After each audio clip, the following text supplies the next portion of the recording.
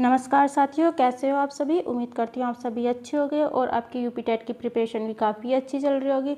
उसको और बेहतर बनाने के लिए मैं लेके आई हूँ आज आपकी सीटीपी की क्लास, जिसमें हम करने वाले हैं मनोवैज्ञानिकों की महत्वपूर्ण परिभाषाएं। उन परिभाषाओं को हम याद करेंगे। तो चलिए देखते हैं कौन सी परिभाषाएं। ये परिभाषाएं जो हैं या आपके एग्ज़ाम में आई हुई हैं, कुछ परिभाषाएं एग्ज़ाम में आई हुई हैं और कुछ परिभाषाओं के जो बहुत ज़्यादा इंपॉर्टेंट है एग्ज़ाम में आने की संभावना, इसलिए इस क्लास को स्किप मत कीजिएगा। एक बार मेरे कहने से ये वीडियो आप पूरी वीडियो देख लीजिएगा। 2-3 नंबर इसमें आराम से आपके बन जाएंगे। तो देखते हैं परिभाषा। तो सबसे पहले किसकी परिभाषा है? सबसे पहले है मनोविज्ञान से संबंधित परिभाषाएं हम देखने वाले हैं, जिसमें सबसे पहले किसकी बात की गई है? मैकडूगल की बात की गई है। इन्होंने क्या कहा है मनोविज्ञान के बारे में? इन्होंने कहा है मनोविज्ञान आचरण एवं व्यवहार का यथार्थ विज्ञान है। कैसा विज्ञान बताया मनोविज्ञान को? यथार्थ विज्ञान बताया है। कैसे याद करेंगे? मैकडूगल, इसमें आया है गल। गल का अर्थ क्या होता है? गल का अर्थ होता है बात करना। तो जब हम बात करते हैं तो हमें बात कैसी करनी चाहिए? बात हमें कैसी करनी चाहिए? बात हमें सच्ची, है ना, सच्ची बात करनी चाहिए, अच्छी बात करनी चाहिए, यथार्थ बात करनी चाहिए, है ना। तो इन्होंने क्या बताया था? मैकडूगल ने कहा था कि आचरण एवं व्यवहार का यथार्थ विज्ञान है। यानी जब हम किसी से बात कर रहे हैं तो हमारा आचरण व्यवहार अच्छा होना चाहिए, बात हमारी सच्ची होनी चाहिए। तो ये हो गई आपकी मैकडूगल की परिभाषा। अब बात करते हैं वॉटसन की। वॉटसन ने क्या कहा था? वॉटसन ने कहा था मनोविज्ञान व्यवहार का शुद्ध विज्ञान है। कैसा बताया था इन्होंने? शुद्ध विज्ञान बताया था। कैसे याद करोगे? वाटसन, इसमें आया आपका सन। सन का क्या अर्थ होता है? सन का अर्थ होता है बच्चा। और बच्चा कैसे होता है? बच्चे का व्यवहार कैसा होता है? जब छोटा बच्चा होता है उसका व्यवहार कैसा होता है? बिल्कुल शुद्ध प्योर व्यवहार होता है। उसके मन में जो होता है वो सीधे बोल देता है। उसे किसी झूठ सच से किसी से कोई फर्क नहीं पड़ता, इसलिए वो प्योर होता है। तो मनोविज्ञान व्यवहार का शुद्ध विज्ञान है। किसने कहा था? वाटसन ने। वाटसन ने कहा था, ठीक है। अब वुडवर्थ की बात करते हैं। सर्वप्रथम मनोविज्ञान ने अपनी आत्मा का त्याग किया। पहले किसका त्याग किया? आत्मा का, फिर मन का, फिर पुनः चेतना का। अब वह व्यवहार की विधि को स्वीकार करता है। किसकी विधि को? व्यवहार की विधि को स्वीकार करता है। तो जब इंसान के अंदर से आत्मा भी त्याग चली जाएगी, मन भी त्याग देगा, वह सब पुनः चेतना यानी सब कुछ त्याग दे, तो बचा क्या? कुछ नहीं बचा। तो कैसा हो गया? बिल्कुल अंदर से लकड़ी के जैसा। तो वुडवर्थ यानी वुड का अर्थ होता है लकड़ी। और जब हम सब कुछ त्याग देंगे तो हम भी तो एक लकड़ी के समान हो जाएंगे, सूखी लकड़ी के समान। तो मनोविज्ञान की जो परिभाषा है कि अब वह व्यवहार की विधि को स्वीकार करता है। उसने क्या किया? मनोविज्ञान ने सबसे पहले अपनी आत्मा का त्याग किया, फिर मन का और फिर पुनः चेतना का। तो वह व्यवहार की विधि को स्वीकार करता है। किसकी परिभाषा हो गई? ये होगी मनोविज्ञान की। तो 3 परिभाषा ये होगी मनोविज्ञान की। मैकडूगल की, हमें गल करनी चाहिए यानी बात करनी चाहिए। तो बात करते हुए हमारा व्यवहार कैसा होना चाहिए? अच्छा होना चाहिए, सच्चा होना चाहिए, यानी यथार्थ। वाटसन की बात करते हैं तो वाटसन, सन मत बच्चा। बच्चा कैसा होता है? बच्चे का मन कैसा होता है? बच्चे का व्यवहार कैसा होता है? बिल्कुल शुद्ध प्योर व्यवहार उसका होता है। वुडवर्थ यानी अगर हम अपने शरीर से सब कुछ त्याग देंगे तो क्या बचेगा? वुड की मतलब लकड़ी। तो हमारा शरीर कैसा हो जाएगा? लकड़ी के समान हो जाएगा। आगे बात करते हैं स्किनर की, है ना। तो स्किनर ने क्या कहा है? स्किनर ने कहा है मनोविज्ञान शिक्षा का कैसा है? आधारभूत विज्ञान है। स्किनर ने क्या कहा? आधारभूत विज्ञान है। आधार यानी बेस। तो हमारी स्किन का बेस कैसा होता है? स्किनर से स्किन, और स्किन का क्या होता है? आधार। तो ऐसे आप याद करोगे, स्किन यानी आधार। तो स्किनर ने क्या कहा था? शिक्षा का आधारभूत विज्ञान, ठीक है। क्रो एंड क्रो की बात करते हैं। क्रो एंड क्रो ने क्या कहा था? शिक्षा मनोविज्ञान व्यक्ति के जन्म से वृद्धावस्था तक सीखने के अनुभवों का वर्णन और व्याख्या करता है, ठीक है। उदाहरण समझते हैं। एक व्यक्ति बचपन में साइकिल चलाना सीखता है, जवानी में कार चलाना और बुढ़ापे में स्मार्टफोन चलाना सीखता है। तो शिक्षा मनोविज्ञान इन सभी सीखने के अनुभवों का अध्ययन करता है। तो क्रो एंड क्रो ने कहा है कि शिक्षा मनोविज्ञान व्यक्ति के जन्म से यानी वृद्धावस्था तक जो जितना भी हम सीखते हैं उसके अनुभव का वर्णन करता है। आगे चलते हैं। गिलफोर्ड की बात करते हैं। गिलफोर्ड ने क्या कहा था?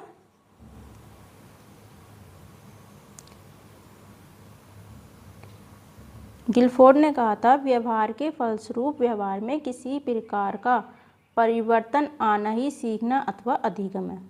अधिगम की परिभाषा चल रही है, स्किनर की हो गई है आपके। स्किनर की किसकी हो गई है? स्किनर की हो गई है। मनोविज्ञान शिक्षा का मनोविज्ञान की परिभाषा थी, ठीक है। अब आपकी चल रही है अधिगम की। तो गिलफोर्ड ने क्या कहा था? गिलफोर्ड ने कहा था व्यवहार के फलस्वरूप व्यवहार में किसी प्रकार का परिवर्तन आना ही क्या है? परिवर्तन आना या अथवा सीखना क्या है? अधिगम है। व्यवहार के फलस्वरूप व्यवहार में किसी प्रकार का परिवर्तन आना ही सीखना अथवा अधिगम है। गिलफोर्ड मतलब गिल यानी गाल। अगर कोई हमें मारेगा या हमें थप्पड़ मारेगा तो हम क्या करेंगे?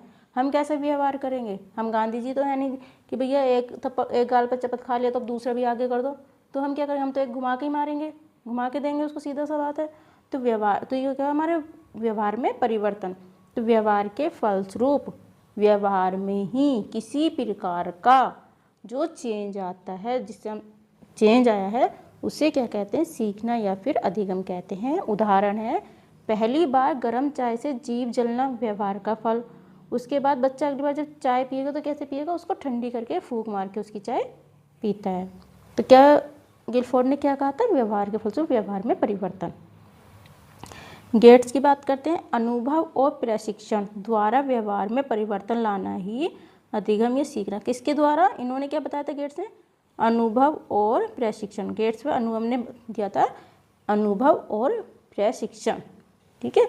गेट जब हम खोलते हैं, हम कहीं जॉब कर रहे हैं या कहीं इंटरव्यू वगैरह दे रहे हैं, तो हम गेट कैसे खोलते हैं? ऐसे लगा लो आप गेट खोल रहे हो, उसमें आपकी हाथ या उंगली पिच गई, तो आप क्या करोगे? आपको दर्द हुआ, तो आपको ये क्या हुआ? अनुभव हुआ कि हाँ भाई ऐसा है। तो अगली बार जब दोबारा गेट खोलोगे तो थोड़ा आपको अनुभव और प्रशिक्षण तो रहेगा, एक्सपीरियंस तो रहेगा, हाँ यार इस बार ऐसे नहीं, इस तरह से गेट खोलना। तो गेट्स ने क्या बताया था? अनुभव और प्रशिक्षण। आपको ये कोड याद करना है, गेट का अनुभव और प्रशिक्षण, गिलफोर्ड का व्यवहार के फलस्वरूप व्यवहार में परिवर्तन, ठीक है। आगे चलते हैं। अब बात करते हैं स्किनर की। स्किनर ने क्या कहा था? अधिगम और विकास की परिभाषा देते हुए उन्होंने क्या कहा था?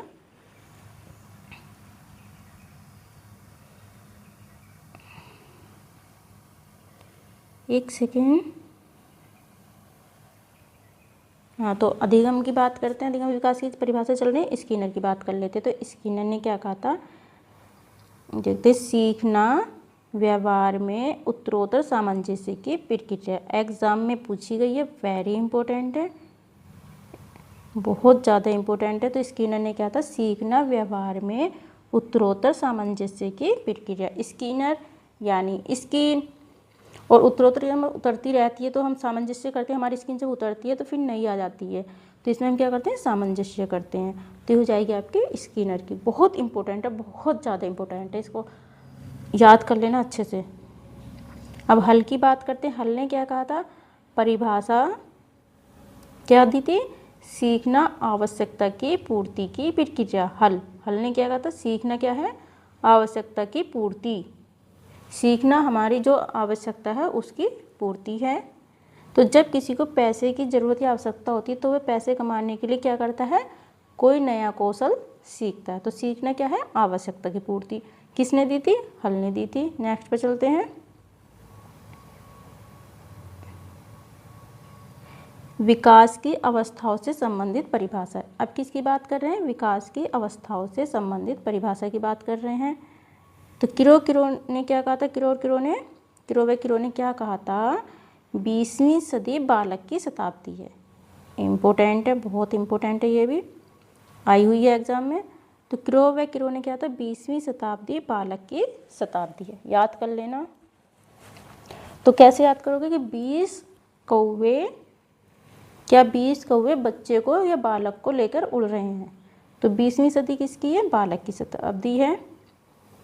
20वीं सदी से ही उदाहरण देखते हैं, बच्चों के लिए विशेष स्कूल, कानून, व्यवस्थाएं, सुविधाओं पर इतना जोर दिया जाने लगा, जो इस बात का प्रमाण है कि यह सदी किसकी थी? बालक की शताब्दी थी। तो 20वीं सदी गिरोह व गिरोह, तो कितने कौवे? 20 कौवे, ठीक है। तो 20वीं किसे कर रहे थे? वो बालक को लेकर उड़ रहे थे। फिर है जॉन लॉक की, शिशु का मस्तिष्क कोरी स्लेट है। जॉन लॉक ने क्या कहा था? शिशु का मस्तिष्क कैसा है? कोरी स्लेट है, जिसे बोलते हैं टेबुला रासा। मतलब तो कोरी स्लेट है किसका? शिशु का मस्तिष्क। तो हम क्या, बच्चा जब छोटा होता है तो काय पे लिखना सिखाते थे? पहले उसको स्लेट पे लिखना सिखाते थे चौक से। तो हम क्या करेंगे, उस शिशु की जो स्लेट है, कोरी है, तो उसको हम क्या कर देंगे? लॉक कर देंगे, ठीक है। तो शिशु का मस्तिष्क कोरी स्लेट है। आजकल ऑनलाइन बहुत सारे टैबलेट वगैरह आ रहे हैं बच्चों के टॉयज़ के रूप में, आपने देखा होगा, तो उसको समझ सकते हैं कैसा आता है। बिल्कुल ब्लैक आता है, बच्चा उस पर लिखता है ना, तो कोरी स्लेट होती है बच्चे की, और उसको हम क्या कर देते हैं? लॉक कर देते हैं। तो जॉन लॉक ने क्या कहा था? शिशु का मस्तिष्क कोरी स्लेट होता है। उदाहरण से समझते हैं, एक बच्चा जिस भाषा, धर्म और संस्कृति के माहौल में पलता बढ़ता है, वह उन्हीं को सीखता है, और यह दर्शाता है कि उसका मस्तिष्क जन्म के समय एक कोरी स्लेट जैसा था, जिस पर उसके अनुभव ने लिखा है, ठीक है, उसके अनुभव ने उस पर लिखा है। आगे बात करते हैं वैलेंटाइन। शेषावस्था सीखने का आदर्श काल है। वैलेंटाइन ने क्या कहा था? सीखना क्या है? एक आदर्श काल है, किसका? शेषावस्था का। तो वैलेंटाइन डे बनाते हैं, तो हमें पता है ये तो हम कब से सीख जाते हैं? शेषावस्था से ही। आप अपने हिसाब से भी कोई भी कोड ट्रिक कैसे भी आप कर सकते हो, बस क्या है, आपको याद करना है। अगर याद भी नहीं हो रही तो कोई कोड ऐसा बनाओ कि आप जब क्वेश्चन लगाओ तो देखते ही आपको पता चल जाए।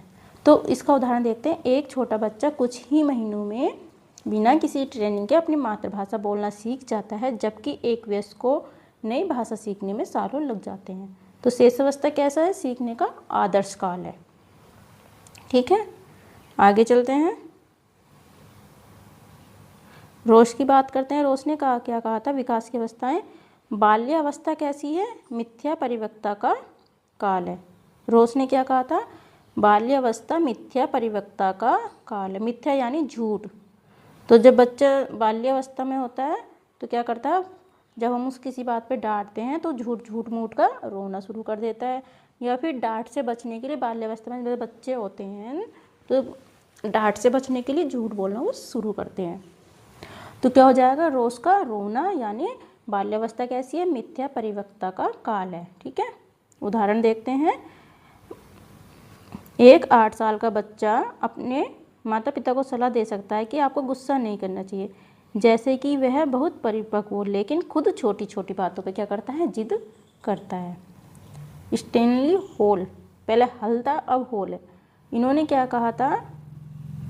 किशोर अवस्था प्रबल दबाव, तनाव, तूफान एवं संघर्ष का काल है। वेरी इंपॉर्टेंट है, बहुत इंपॉर्टेंट है। किशोर अवस्था कैसी है? इनकी एक बुक भी थी, एडोलसेंस, है ना। तो किशोर अवस्था कैसी है? दबाव की, तनाव की और तूफान और संघर्ष का काल है।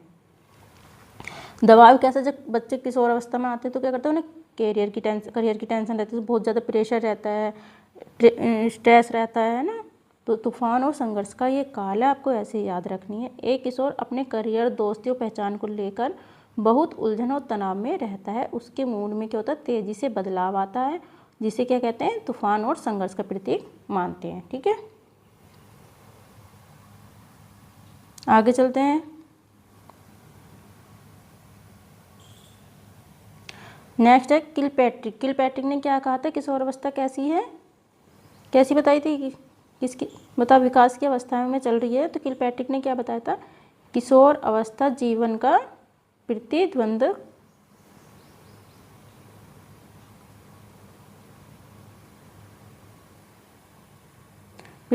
अवस्था है। मतलब इसमें क्या करता है? लड़ाई झगड़े की अवस्था है, प्रतिद्वंद करने लगता है, लड़ने लगता है, ये बताई थी आपकी किलपैट्रिक। किल कर देता है वो। सिगमंड फ्राइड की बात करते हैं। मनुष्य को जो कुछ बनना होता है वो प्रारंभिक 4-5 वर्षों में बन जाता है। सिगमंड फ्राइड ने क्या कहा था कि बच्चे को या मनुष्य को जो भी बनना होता है वो 4-5 साल में ही डिसाइड कर लेता है कि उसे क्या बनना है।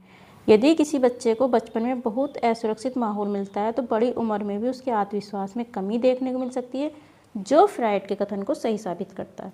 तो इन्होंने क्या कहा था कि अगर बच्चे को कुछ बनना है या इंसान को कुछ बनना है, मनुष्य को, तो वो क्या बन जाता है, जो शुरू के उसके 4-5 साल होते हैं उसमें ही वो डिसाइड कर लेता है। आगे चलते हैं।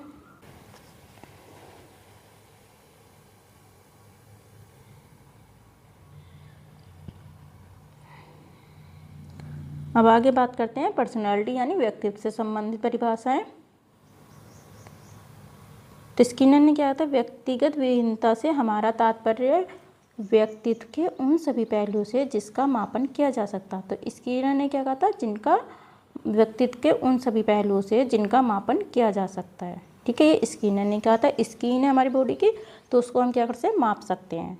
पूरी बॉडी के शरीर, जो हमारी पूरी बॉडी है उसकी स्किन को हम माप सकते हैं। ये किसने कहा था, स्किनर ने। आगे चलते हैं।